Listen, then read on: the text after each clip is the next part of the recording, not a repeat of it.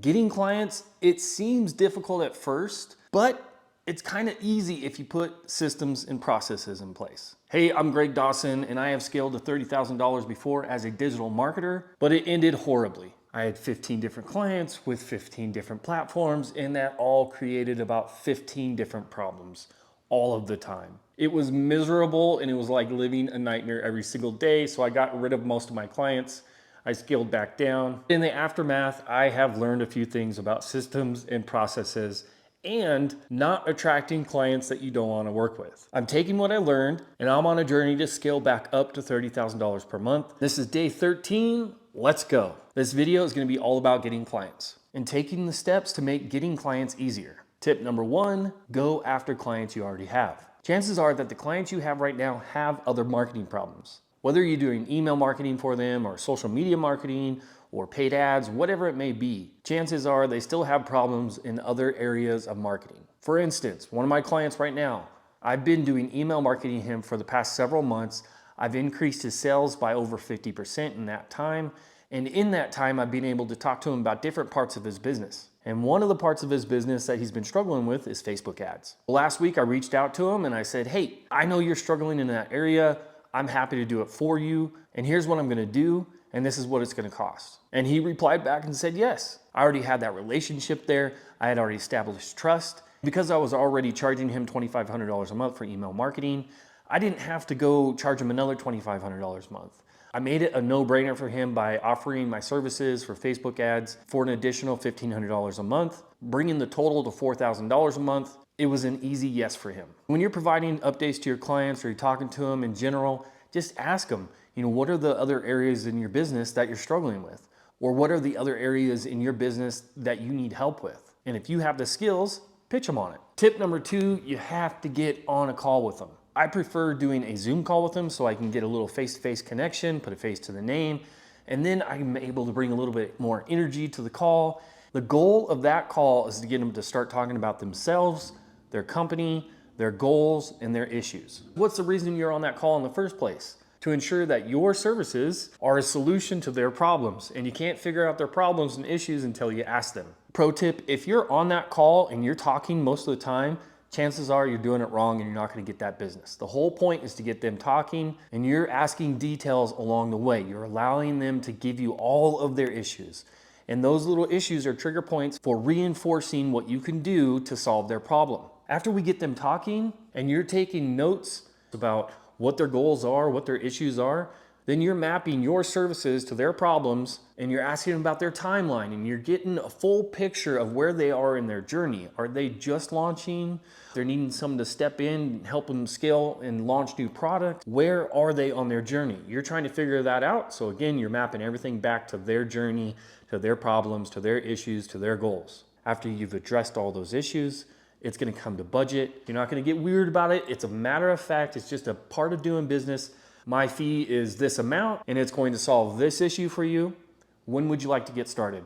And full stop, just stop talking. Then allow them to say yes or to give you a reason of why that doesn't work. And then you can address that and move forward. Number 3 on the list of getting clients easier, consistent new business outreach. I will tell you from experience, if you're not reaching out to clients consistently, you're not gonna get the chance to bring in new clients consistently. I know, simple, easy one, but if you don't have a system in place to go after new business all the time, you're not gonna get new clients. You won't be able to scale because your sales pipeline will be empty. This is part of that systems and processes conversation I was talking about earlier, where you need to have a system in place to be able to go after new clients, be able to intake those calls, to make it easy to get on a call, to make those connections, to be able to pitch the business and continually bring in new business. My process, I am a huge fan of Upwork.com, and I have a certain search in there that's tied to an RSS feed, and I connect that over to Make.com. It pulls in the jobs every morning and it puts into Trello for me. I'm able to quickly look through all of them. The best part about this is it only brings in the jobs that are based on the criteria that I've already set. I'm not weeding through a bunch of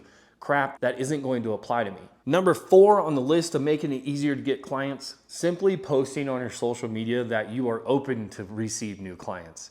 I know, another no-brainer, but you'd be surprised how many clients that I've gotten just by posting to my personal feeds and saying, hey, I'm doing this, it's resulted in this. If you know anybody looking for this type of service, please pass my information along or share this post with them. So simple, but it works. Speaking of getting clients, I have 2 updates for you. One, I had a call on Friday with a potential new client that was in the kind of health drink related industry, and it went great. We had this awesome dialogue. I was able to talk to both co-founders at the same time on Zoom. I was getting that face-to-face connection. I was asking about their issues. I was getting all their problems. I went through the entire process, told them about my fee. They said they really liked the pitch, and they said they'd follow up in Upwork. They had a couple more questions for them. I answered them, but I didn't get the job.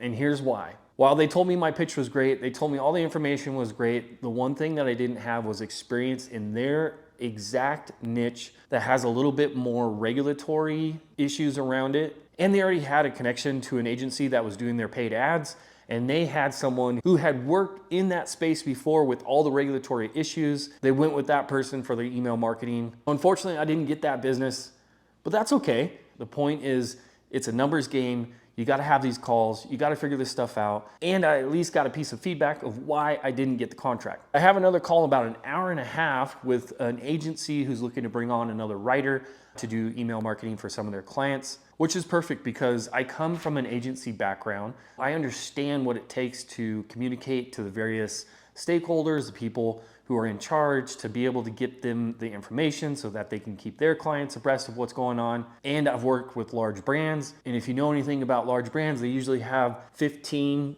different bosses that you have to prepare reports for and ensure that your direct report has all the information for their VP, who has a VP, who has a VP, who has a VP. The point being, I'm very easily adaptable to these types of situations, and I'm a damn good writer, but I gotta get that call, I gotta make that face-to-face connection, I gotta get them talking, I gotta figure out what the issues are, and then I need to connect that to my services and make sure that they understand that it's going to provide a solution for them.